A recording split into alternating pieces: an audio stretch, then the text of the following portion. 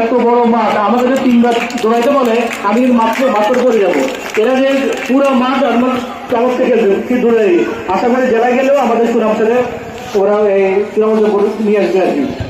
আমরা স্বপ্ন দেখছি যে আমাদের যে আছে চ্যাম্পিয়ন দল হ্যান্ডবল জেলা চ্যাম্পিয়ন হবে, আমার বিশ্বের জেলা চ্যাম্পিয়ন হবে। আমাদের টার্গেট আমরা চ্যাম্পিয়ন হবো, জাতীয় পর্যায়ে যাবো।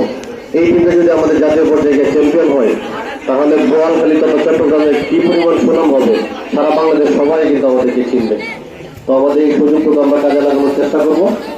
পাশাপাশি যারা খেলোয়াড় কিন্তু রয়েছে তারা বাসায় পড়াশোনা করতে হবে, পড়াশোনা করবা, খেলাধুলা করবা সবার সাথে। আবার মোবাইল কম চালাতে হবে না, কার্টুন এগুলো কম দেখতে হবে, পড়াশোনা করতে হবে। আমি আমার বক্তব্য দীর্ঘিত করবো না, কারণ এরা দাঁড়ায় আছে দেখি ও খারাপ লাগতেছে, এতক্ষণ খেলার পরে আবার দাঁড়িয়ে গেছে। আমি তাদের প্রতি শুভকামনা করি এবং বক্তব্য শেষ করছি। ধন্যবাদ।